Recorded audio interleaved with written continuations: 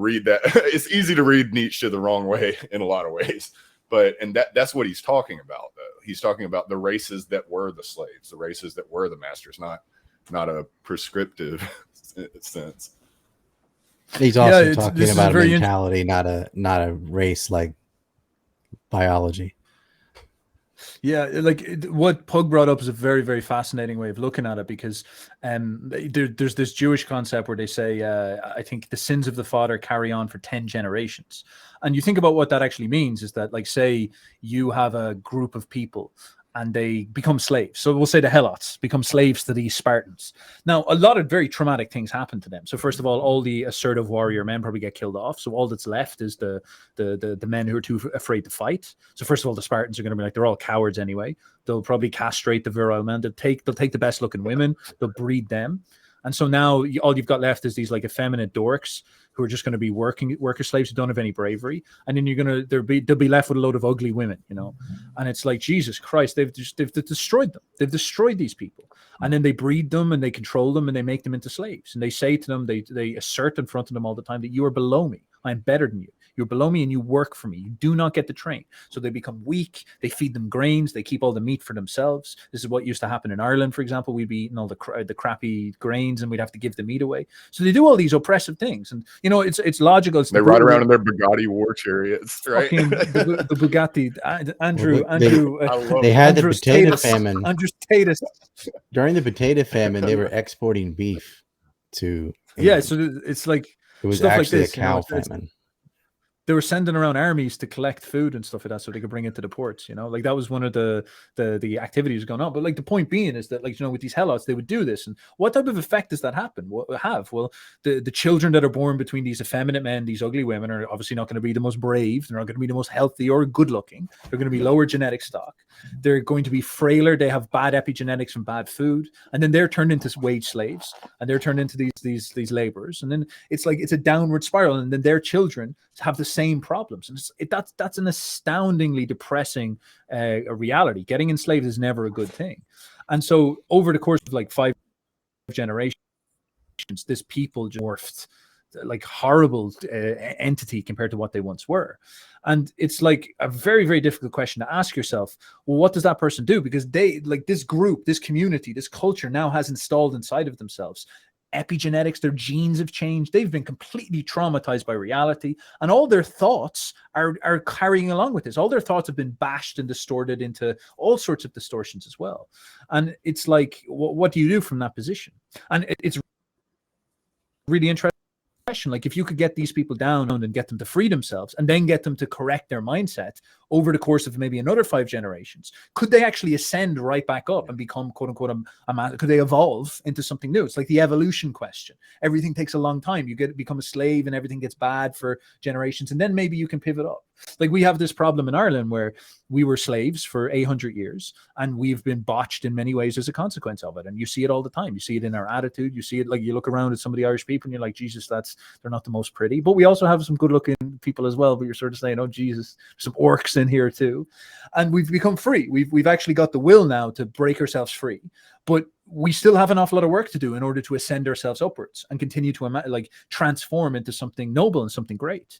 And you see this with races all across the world, that many of the master races were slave races at one point. Like the Romans were oppressed by the Gauls. The Gauls, who were the French, ran down and attacked the Romans. And then later on, the Romans ran back up and conquered Gaul. And so you see this kind of flux of history happen. The Jews famously were slaves all over the world, and then they turned their situation around many times. These types of things. The Greeks, you see this stuff all the time. The Greeks were oppressed by the Persians, and then they spin it back around. And the Germans as well, they conquered by the British, I think, is maybe the best example. Conquered by the Romans, conquered by the Germans, conquered by the French. They end up conquering the world. It's like these things can change. Yeah, them are bad boys. I'm not sure if they were ever necessarily slaves, but they've done well for themselves. But you see this flux can happen, and so but it's the thing is that it takes a long time for these processes to play out, and that's actually a sign of cultural will. Like, can you enact higher standards for generations? There's the question. And us in the West, seems like we reached this victorious position, and now we're making the worst mistake, where you're a master race, you're a conquering race, and you get lazy and you start to take on all these bad habits, and you actually devolve down into something botched and disgusting. And so it just gets worse and worse and worse for you. And it's like, it probably would be easier for you to change your mind, but because of this weird entropy inside of your head, it's just getting worse and worse and worse and going down. And it's like, well, who knows? How can you stop these things? And that's the problem with the ginger. There you go. Yeah, is it from it's pretty daunting. The seed beans, like, go ahead, Pug. Sorry. Really see a way out, you know, once, especially by the time it's gotten to where it is now. Like you've got those epigenetic reinforcements, you've got the cultural our entire culture, like a lot of just even valuing strength or valuing life affirmation is seen as almost subversive now. Like it's hard to really imagine a way out as a culture, you know, like maybe for small groups, maybe we can build some new aristocracy that values life. I don't know, but it's pretty intimidating, actually. Yeah, I think that's the word for it. It's a big task. And I was talking about that reevaluation of values earlier. Like, we're in this position where the Western value system is predicated on this life denying negative set of values. And we're almost at the bottom of the way that we've got the most extreme version of it I think I've ever seen in history, where we literally have the maximum amount of guilt and the maximum amount of identification with the victim and zero ambition and master morality. It's almost like we've completely cooked ourselves. It's so amazing to see it happen. It's like victimhood it's almost hilarious. Currency. Like, you know, right. 100%. And it's lifted. Like, this is how serious it is. It's getting installed in law. Like, that's floors me the more you think about that, how big of a deal, because it's not a joke. Right. It's like you go in and you can lose your livelihood, your bank account, you can lose all sorts of things by, you know, tripwire speech or these like really interesting abstract things which are designed to say to you that you've invalidated the values of our culture. And it's like, that's amazing. It's amazing to see these types of things. Well, they did get rid of affirmative action in the US recently. That might be a step forward. But a lot of these schools and 100%. Stuff are going to refuse to do it. They go, well, we're just going to keep doing this practice anyway because equity, diversity is our strength. Blah, blah, blah. Thomas Sowell pointed out diversity. He keeps saying that word like it's an automatic good. And there's just no evidence to that because they don't mean anything other than ethnic diversity. There's no diversity of thought or anything. Individualism is dead too because they say, oh, you guys are atomized, individualists, libertarians, da, da, da. I say, where?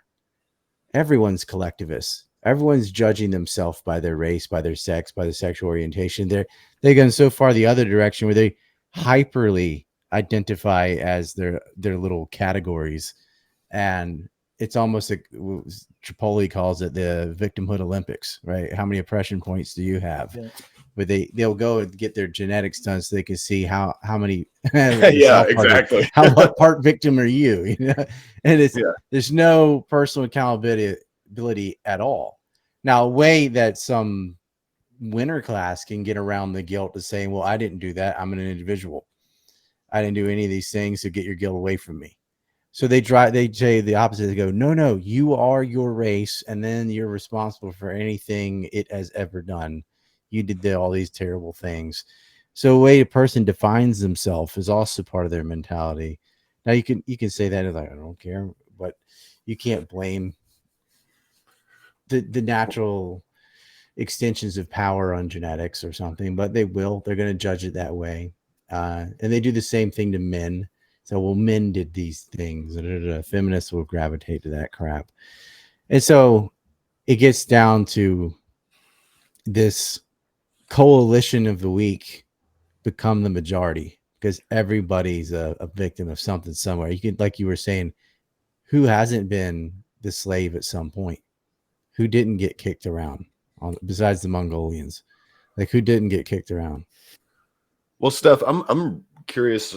So as one of the characteristics of like the cultures with master morality is how comfortable they are expressing power, like how you got into it a lot in your recent video about they think it's natural to express power, you know, the will to power, all that stuff. One thing that's really interesting about this dynamic to me is now it seems these this whole oppression as social currency, victimhood as social currency. The people who embrace this don't seem to have any qualms about expressing power, at least like over the people that don't fit into those groups. I definitely still wouldn't consider it anything but the epitome of slave morality, but it's really weird how now this group is so comfortable just crushing anyone who doesn't fit into that framework. I'm curious to hear your thoughts on that. That's actually an excellent question, and it's very much related to Ted Kaczynski's conception that Ryan was talking about earlier. So back to this story of we have the Spartans and we have the Helots. We have the Spartans, and the Spartans look at nature and they see the lion wins, and they're like, well, we're going to be the fucking lions of the human people. And then they go and they reflect the lion, they maximize on strength, they hit points, they go up all on strength, and they're like, fuck this, and then we're going to win. They get military organized, they're disciplined, they become beautiful, they become profound, they go and they conquer, and then these Helots get conquered. Now, what happened, what Nietzsche would say is that what drove the Spartans was they connected with the will to power. Like they were a representation of life is will to power, expressing in everything. And the Spartans just acknowledged that they're full of will to power and we want to win. And they said, we're either going to fight, we're either going to get rich or die trying. Is basically what the Spartans say, So they let their will to power take over, they go into war, and they decide they want to win. Now, the Helots lose, and they have this very big problem because they lose. As we said, they lie. They say, oh, well, nature's evil. The reason why we lost is because we're too humble to get in a fight. We don't want to kill. That's evil. That's bad. And so what they do is they have to create a false story about reality. They're like, well, the reason why we didn't beat the Spartans is because we're too noble. Right. We're too good. We're Exactly. too perfect. We're too moral to fight the Spartans. It's like when a UFC fighter loses, it's like, why didn't you win? It's like, well, I just didn't want to hurt the guy. Exactly. Like, wait, Yes. what? And so I was too special to hurt the dude. And you're like, all right. I'm not some savage now, like him. Something that's happened here.